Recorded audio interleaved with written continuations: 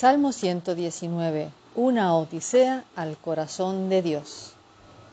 La bienaventuranza es guardar sus testimonios. Bienaventurados los que guardan sus testimonios. Salmo 119, 2.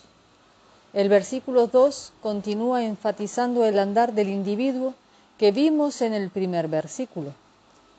El guardar los testimonios de Dios es lo mismo que el andar en la ley de Jehová. Recuerde que a lo largo de este salmo hallaremos diversos sinónimos de la Biblia. Aquí, los testimonios de Dios son la misma cosa que su ley.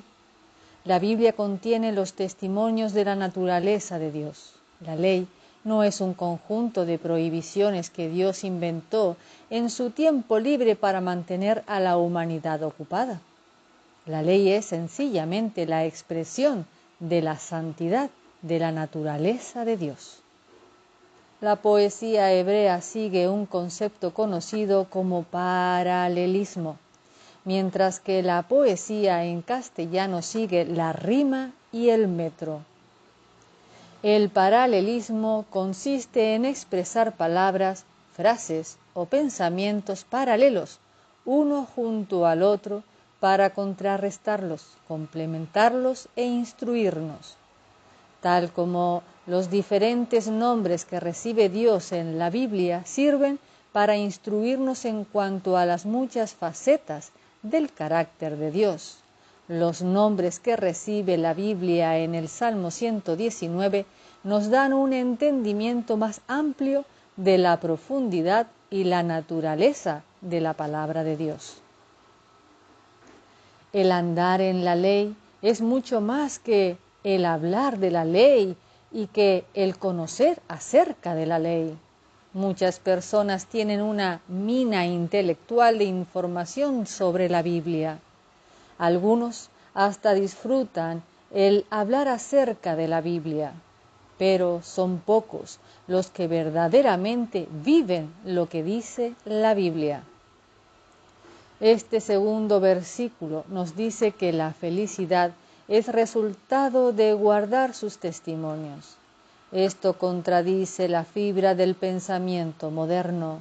Consideramos que una vida moderada es demasiado limitante. Un método radical y contemporáneo de crianza de los hijos enseña a los padres a poner a sus hijos pequeños en una habitación sin barreras, sin siquiera una cama. Esta filosofía llega hasta el extremo de sugerir que el darle nombre a un recién nacido, sin esperar a que tenga suficiente edad para que escoja su propio nombre, es dañino a su tierna personalidad. El ser humano sencillamente no puede ver la obvia conclusión que tal tipo de idea es la fuente de la anarquía que hoy vive nuestra sociedad.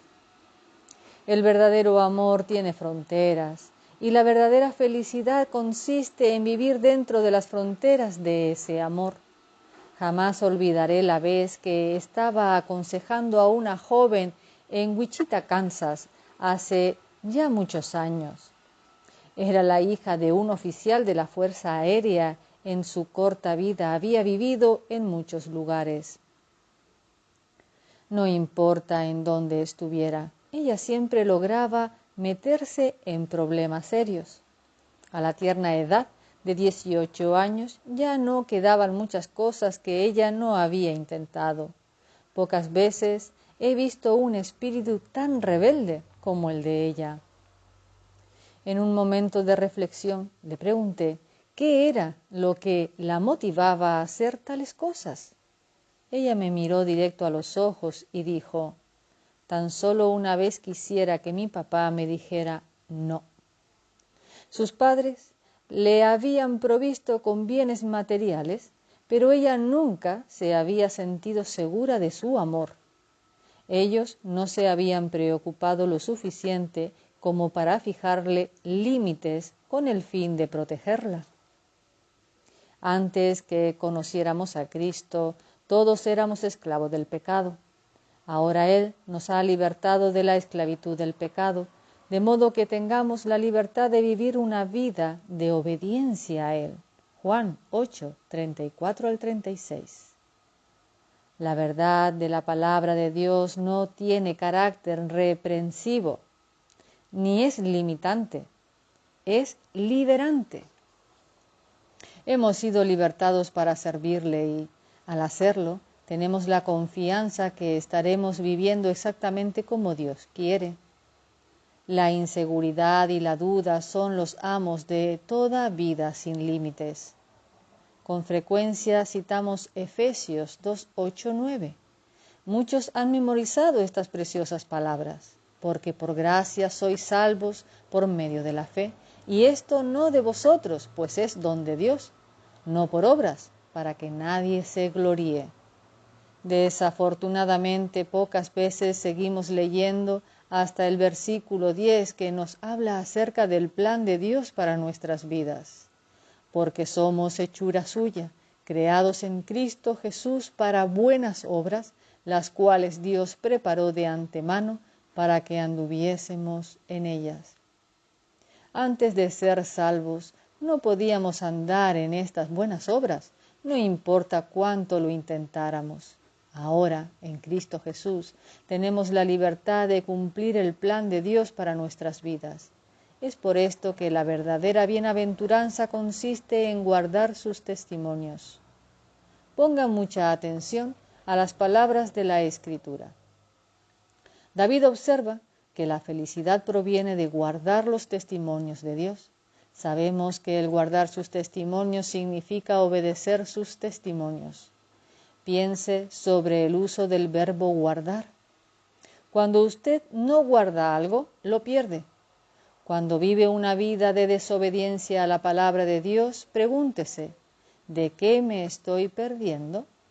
Una cosa es cierta, se está perdiendo de la verdadera felicidad en la vida. ¿Cuál de las verdades de la Biblia no está guardando hoy?